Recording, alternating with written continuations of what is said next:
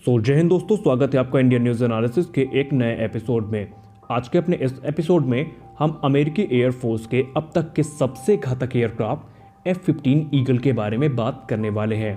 एक ऐसा एयरक्राफ्ट जिसने अमेरिकी वायुसेना के इतिहास में एक स्वर्णिम इतिहास लिख दिया है। आपको बता दें कि F-15 ईगल के नाम पे ऐसे अविश्वसनीय रिकॉर्ड दर्ज हैं जो शायद फ्यूचर में किसी भी एयरक्राफ्ट के लिए तोड़ना बहुत मुश्किल हो। F-15 ईगल एक ऐसा एयरक्राफ्ट है जिसने 100 से ज़्यादा एयर कॉम्बैट में दुश्मन के विमानों को तबाह किया है बिना किसी सिंगल लॉस के, जो किसी भी एयरक्राफ्ट के लिए काफ़ी गर्व की बात है। और ऐसा कारनामा अमेरिकी F-15 ने कर दिखाया है। तो आइए आज के इस वीडियो में हम बात करते हैं F-15 ईगल के बारे में। दोस्तों, वियतनाम युद्ध ने अमेरिकी एयरफोर्स में बहुत सारे उल्लेखनीय परिवर्तन कराए। फिर चाहे वो F-14 टॉमकैट हो या F-15 ईगल, सिर्फ वियतनाम युद्ध ही नहीं बल्कि रशिया यानी उस समय के सोवियत यूनियन के साथ बढ़ते विवाद ने भी एयरक्राफ्ट इंडस्ट्री में एक रेवोल्यूशन लाने का काम किया। तो आज के इस वीडियो में हम जानेंगे F-15 ईगल के बारे में। F-15 ईगल को अमेरिकी कंपनी मैकडॉनल्ड डगलस ने शुरुआती समय में मैन्युफैक्चर किया था, जिसे बाद में अब बोइंग एरोस्पेस बनाने का काम करती है। F-15 कई दशकों से अमेरिकी एयरफोर्स का एक प्राइमरी एयर सुपीरियरिटी और इंटरसेप्टर एयरक्राफ्ट रहा है। ईगल के इतने घातक होने का पूरा श्रेय इसकी कमाल की मैन्यूवरेबिलिटी, एक्सेलरेशन, रेंज और एडवांस एवियोनिक्स को जाता है। ये एयरक्राफ्ट किसी भी प्रकार के एनिमी एयर डिफेंस को पूरी तरीके से पेनिट्रेट करने और किसी भी फाइटर जेट को तबाह करने की गजब की काबिलियत रखता है।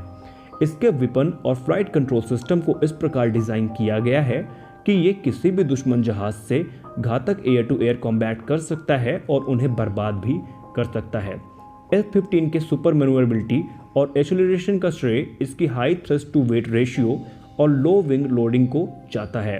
इसकी high thrust to weight ratio और लो विंग लोडिंग का सबसे बड़ा फायदा ये है कि ये एयरक्राफ्ट बिना स्पीड लूज किए हार्ड टर्न लेने में सक्षम है, और ये चीज़ जब close air to air combat होती है तो काफ़ी मायने रखती है। इसका मल्टी मिशन एवियोनिक सिस्टम इसे किसी भी दूसरे फाइटर जेट से काफ़ी अलग करता है।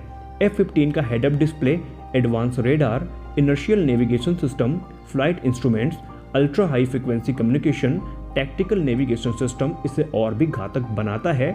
वहीं इसके अलावा इसमें internally mounted tactical electronic warfare system भी होता है, और इसमें कई प्रकार के इलेक्ट्रॉनिक काउंटर मेजर्स भी मौजूद हैं जो इस एयरक्राफ्ट को बहुत ज़्यादा ताकतवर बनाते हैं।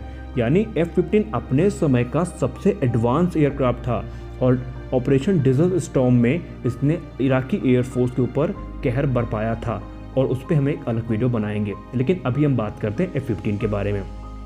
F-15 में मौजूद हेड अप डिस्प्ले पायलट को सारी एसेंशियल फ्लाइट इंफॉर्मेशन प्रोवाइड कराता है जो फ्लाइट के दौरान काफ़ी महत्वपूर्ण होती हैं, और ये डिस्प्ले किसी भी प्रकार की लाइट कंडीशन में पूरी तरीके से विजिबल होता है।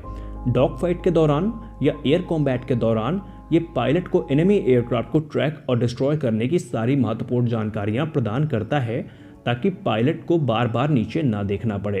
F-15 का पावरफुल पल्स डॉपलर रडार बिना कंफ्यूज हुए ग्राउंड से हाई फ्लाइंग या लो फ्लाइंग ऑब्जेक्ट को पूरी तरीके से ट्रैक कर सकता है और उसकी जानकारी पायलट तक पहुंचाता है। ये हाई स्पीड या लो स्पीड या फिर बियॉन्ड विजुअल रेंज के टारगेट्स को भी आसानी से ट्रैक कर सकता है, चाहे वो हाई एल्टीट्यूड पे हो या ट्री टॉप लेवल पर हो। अब अगर हम बात करें F-15 ईगल के स्ट्राइक पैकेज की, तो ये बहुत महत्वपूर्ण है, क्योंकि जैसा स्ट्राइक पैकेज इस एयरक्राफ्ट के पास है वैसा किसी के पास नहीं है। फिलहाल हम स्ट्राइक पैकेज की बात करें तो आइए एक नज़र डाल लेते हैं इसके जनरल कैरेक्टरिस्टिक्स पर कि ये एयरक्राफ्ट एक्चुअली कैसा है। तो आइए एक नज़र डाल लेते हैं इसके कैरेक्टरिस्टिक पर। दोस्तों, अगर हम स्ट्राइक ईगल या ईगल की क्रू कैपेसिटी की बात करें तो इसकी क्रू कैपेसिटी 1 या 2 पर्सनल्स की है। वहीं इसकी लेंथ 63.9 मीटर्स की है, तो 19.83 मीटर्स की है। वहीं इसका विंग स्पैन 13.06 मीटर का है। इसकी हाइट लगभग 5.64 मीटर की है। वहीं इसका एम्प्टी वेट जो है वो तकरीबन 12,701 किलोग्राम का है। इसका maximum take off weight 30,844 kilogram का है। वहीं इसके जो सबसे महत्वपूर्ण चीज़ है वो है इसका इंजन।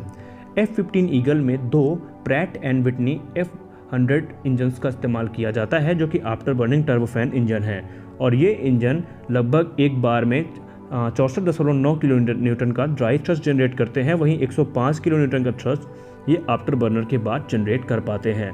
फिलहाल ये सारी जानकारियाँ जो इसके इंजन के बारे में हैं ये सब इंटरनेट सोर्सेज से हैं और इसमें अभी कुछ चेंजेस किए गए हैं जिनकी जानकारी अमेरिकी एयरफोर्स ने पब्लिक नहीं की है।